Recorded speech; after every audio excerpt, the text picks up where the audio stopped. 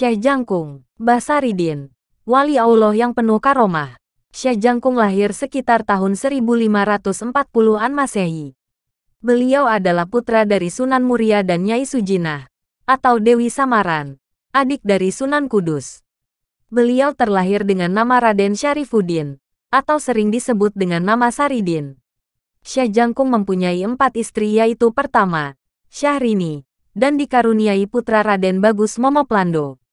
Kedua, Raden Ayu Retno Ginoli, yang merupakan kakak Sultan Agung Kerajaan Mataram. Ketiga, Raden Ayu Pandanarung, putri Kerajaan Cirebon, yang dianugerahi putra Momok Hasan Basori, atau Raden Tirtokusumo.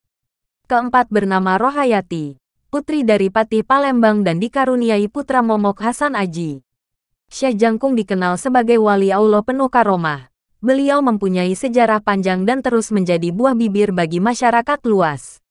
Dari segi nama, ada yang menyebut Syekh Jangkung karena kisahnya bersama Sunan Kalijaga, serta ada juga yang menjulukinya Kiai Landoh, karena pernah memelihara kerbau Landoh. Melalui ringkasan Dr. S.W. Darmanto, pengawas kebudayaan Kecamatan Kajen, dalam Saridin yang sumbernya dari cerita lisan masyarakat sekitar, ada 2 versi kisah kelahiran dan masa kecil Mbah Saridin. Versi pertama dari kisah tutur masyarakat ada yang menceritakan bahwa Mbah Saridin merupakan ans kandung Sunan Muria dan Dewi Sujinah. Syekh Jangkung sengaja dipondokkan ke tempat Kiai Ageng Kiringan, mengingat hubungan dekat antara 2 keluarga, yaitu Syekh Muhammad Abdur Syakur, bapak kandung dari Kiai Ageng Kiringan, yang merupakan santri kesayangan Sunan Muria. Sementara versi kedua, Kiai Ageng Kiringan merupakan ayah angkat dari Saridin.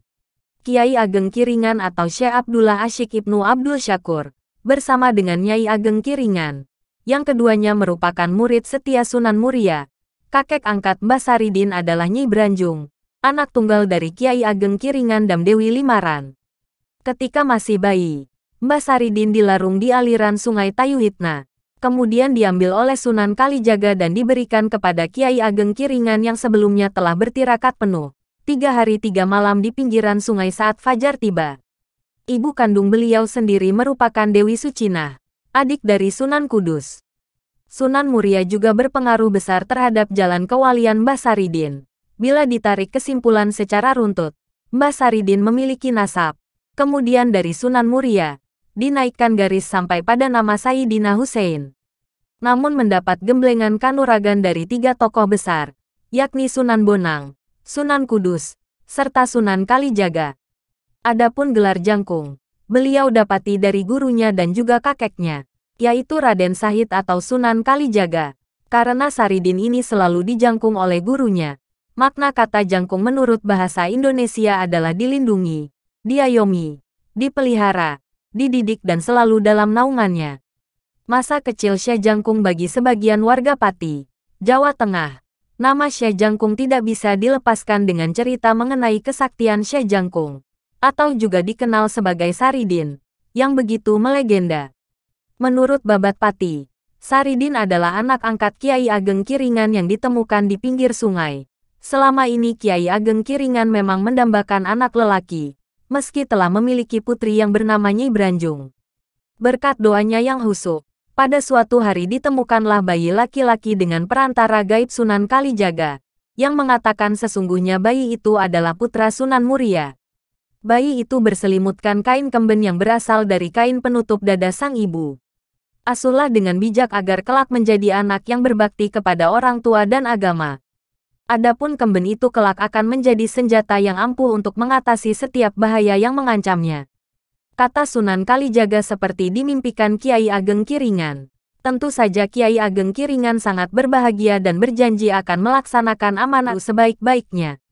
Mereka sadar bahwa mereka hanyalah orang desa. Bersepakatlah untuk memberi nama sang bayi itu sesuai dengan adat pedesaan, yaitu Syarifuddin. Untuk memudahkan masyarakat Jawa mengucapkannya, sesuai dengan logat Jawa, nama Syarifuddin berubah bunyi Saridin.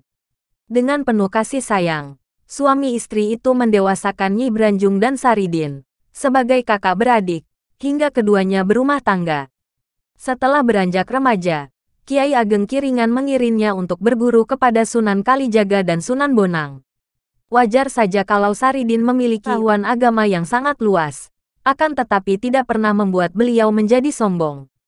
Bahkan beliau bersikap lugu, layaknya orang desa.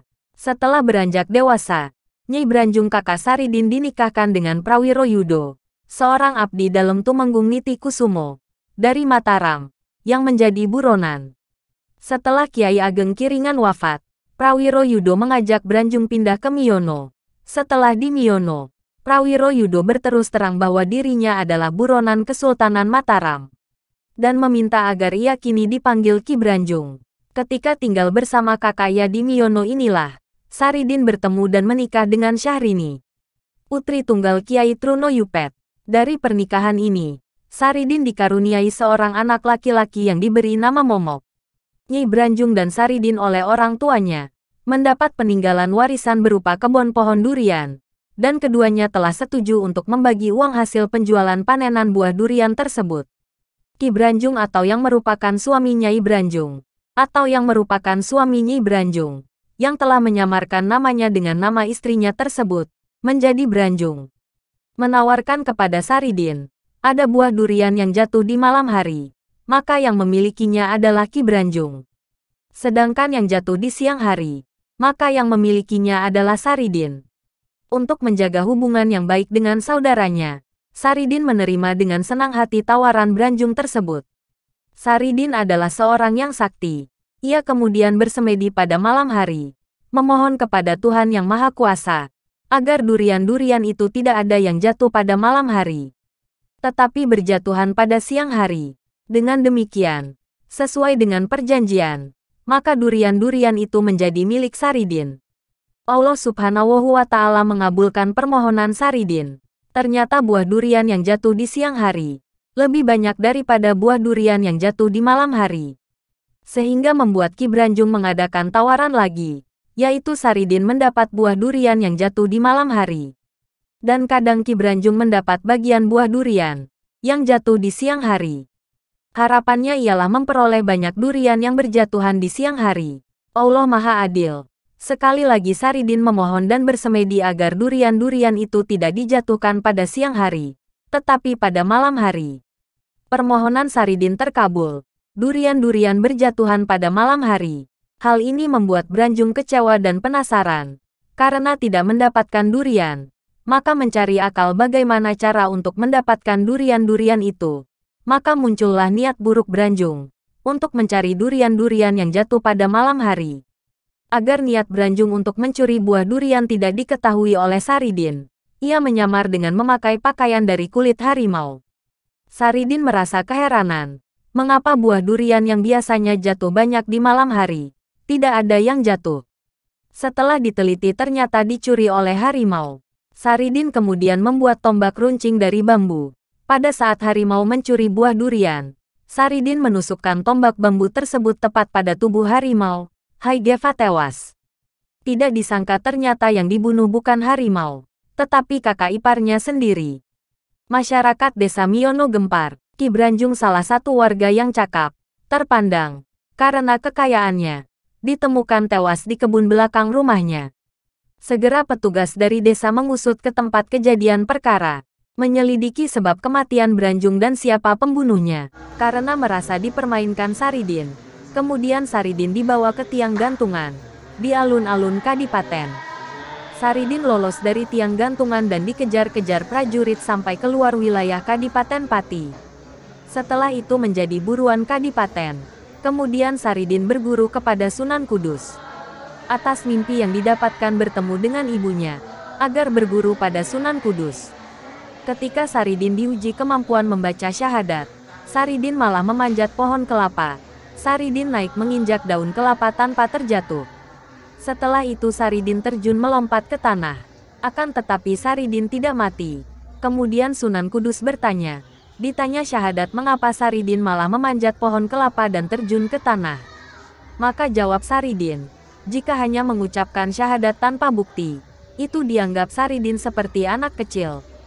Syahadat dimaknai Saridin sebagai kepasrahan manusia kepada Allah Subhanahu wa Ta'ala.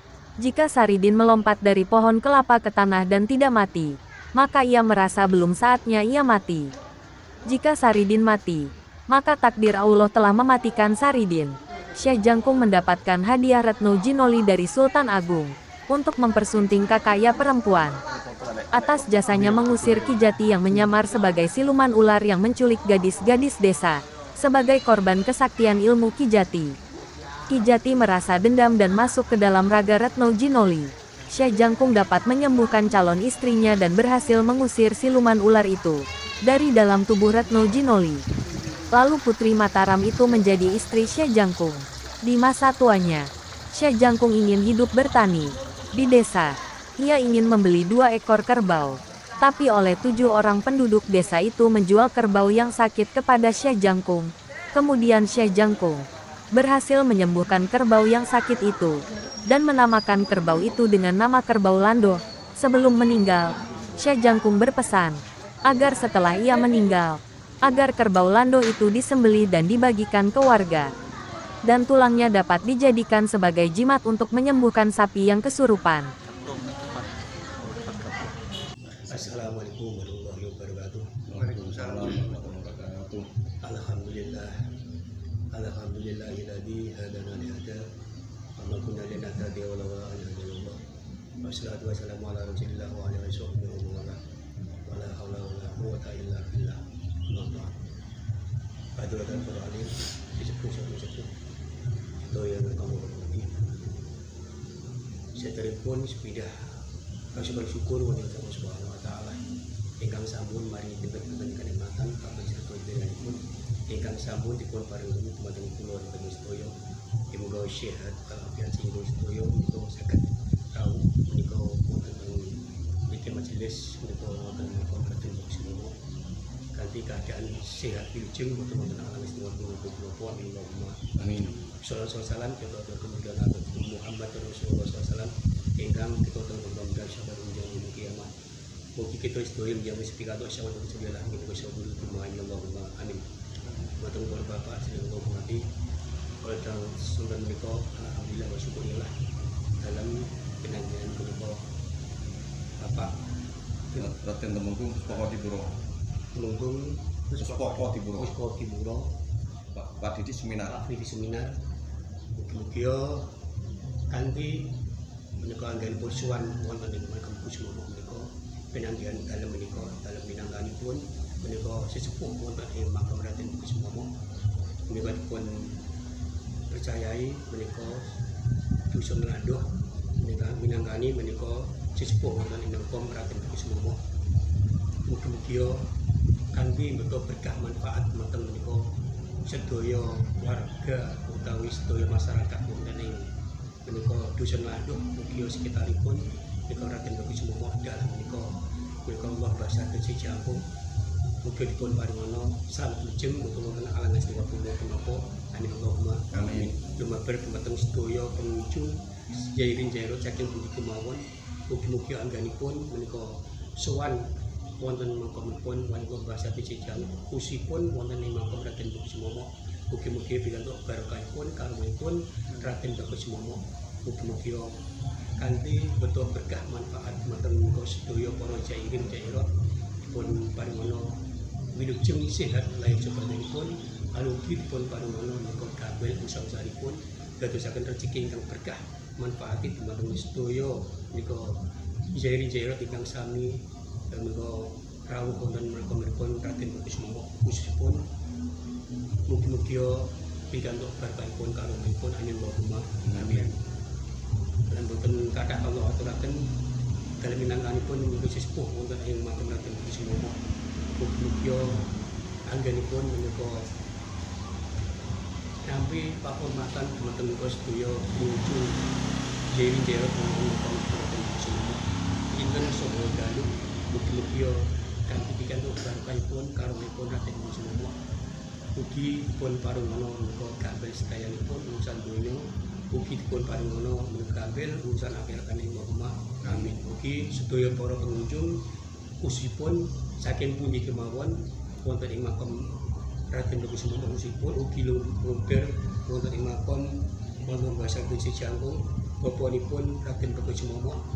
Mugi-mugi sedaya pikantuk barokahipun karomahipun Raden Kusuma. Mugi karomahipun kula Mbah Saridin Sejangkung kanthi berkah manfaat dumateng sedaya para jain jairot ingkang sami rawuh wonten ing makamipun Raden Kusuma ugi wonten makamipun Kyai Jangkung Saridin kanthi berkah manfaat dumateng sedaya masyarakatipun. Amin Allahumma amin.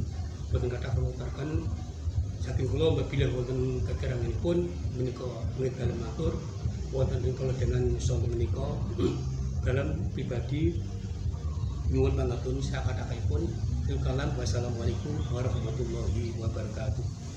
Cerita Sejangkung yang akan disampaikan oleh narasumber dari Lembaga Dewan Adat Keraton Surakarta yaitu Raden Temenggung Puspoko Dipuro untuk menyampaikan kisahnya. Monggo. Assalamualaikum warahmatullahi wabarakatuh. Alhamdulillah wa syukurillah wa nikmatillah la qaula wa la quwata illa billah amma ba'du. Para pemirsa semuanya di Dukuh Lando atau Kecamatan Kayen, Kabupaten Pati, saya sebagai lembaga Dewan Adat, termasuk saya tugas dari lembaga Dewan Adat dari Keraton Surakarta Adiningrat, saya sebagai penerus sejarah.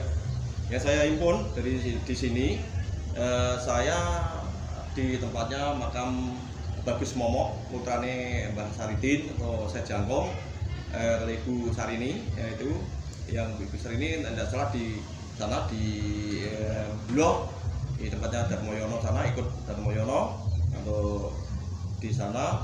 Ini saya di tempatnya makamnya Mbah Bagus Momo. Yang kedua saya menyampaikan masalah ketetapan Sejangkung dulu, yang dulu saya tetapkan tahun berapa saya lupa itu.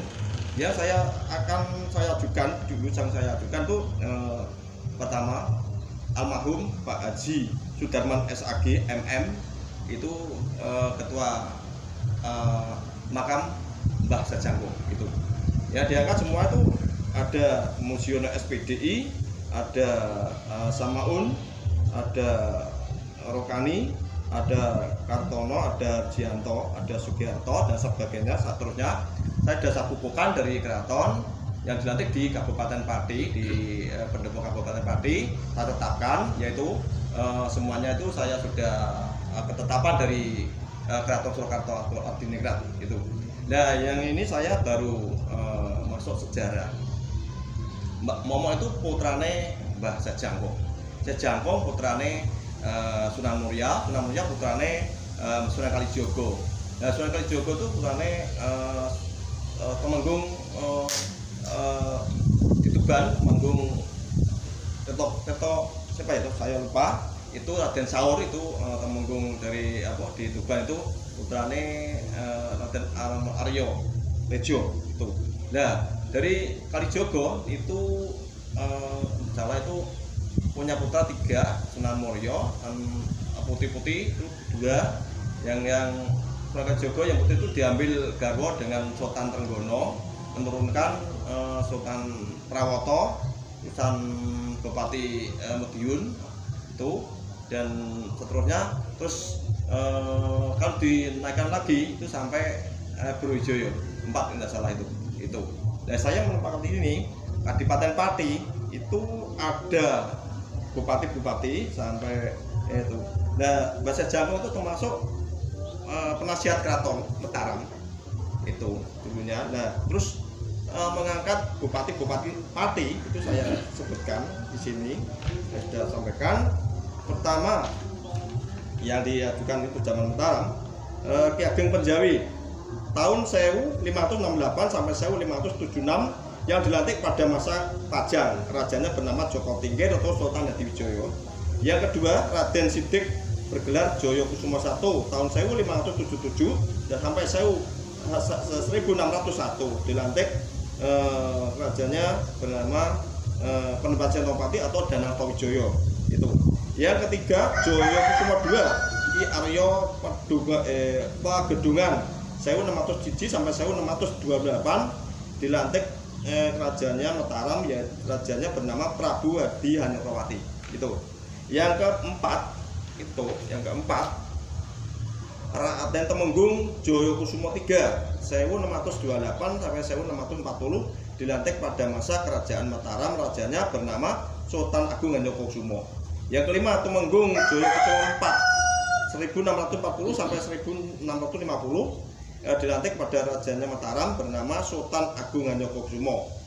Yang keenam, Temenggung Jayakusuma V Adipati-Pati yang kelima 1650 sampai 1670 dilantik pada masa Mataram. Rajanya Sri Sunan Amangkurat Agung Tegal Arum. Bupati yang selanjutnya nomor 7 Tolepek Mangunonang atau 1 1670 sampai 1678 itu. Ya, 8 dilantik pada masa kerajaan Mataram. Rajanya bernama Sri Sunan Amangkurat Agung. 9 Triwijaya Mangun Onang II 1678 sampai 1682 dilantik pada masa Sri Sunan Amangkurat Tegal Arum. Yang ke-10 Wijo Mangun Onang III 1682 1690 dilantik pada masa rajanya bernama Sunan Amangkurat Ampral. Yang ke-11 Temenggung Tirtono 1690 sampai 1703 dilantik pada masa Sri Sunan Amangkurat Ampral. 12 Abdinonto Mangunonang III 1703 sampai 1708 dilantik pada masa rajanya Sunan Amangkurat Mas. Ke-13 Sumodipuro 1708 atau 1700 sampai 1719 dilantik pada masa kerajaan Mataram bernama si Sunan Pakubuwono I atau Pangeran Beger. 14 Pangeran Komeng atau Megasaris I 1719 sampai 1730 dilantik pada masa kerajaan Mataram bernama Sri Sunan Amangkurat Jawi. 15 Pangeran Kuning. Pangeran Kuning itu bukan Pangeran Kuning yang di Trimulyo. Pangeran Kuning Kabupaten Pati ini, Bupati Pati, bukan ndak di sini. Itu Pangeran Kuning ini zaman Tengah Sewu tuh. Pegasari 2 tahun 1730 sampai 1740 dilantik Kerajaan Mataram bernama Sri Sunan Pakubuwono II. 16 Raden Wiratmojo II Pamegatsari 3 tahun 1740 sampai 1755 dilantik pada masa Kerajaan Mataram. Rajanya bernama Sri Sunan Pakubuwono II. Terus 17 Pangeran Aryo Megasari 3 tahun 1755 sampai 1773 dilantik pada Kerajaan Surakarta Diningrat. Rajanya bernama Sri Sunan Pakubuwono III. 18 Pangeran Aryo Megasari 4 1773 sampai 1807 dilantik pada Kerajaan Surakarta Diningrat. Rajanya bernama Sri Sunan Pakubuwono III. 19 Suro Diningrat Mangkukusumo 1807 sampai 1808 dilantik pada Kerajaan Surakarta Diningrat. Rajanya bernama Sri Sunan Pakubuwono IV. 20 Kiai Adipati Condronegoro 1808 sampai 1812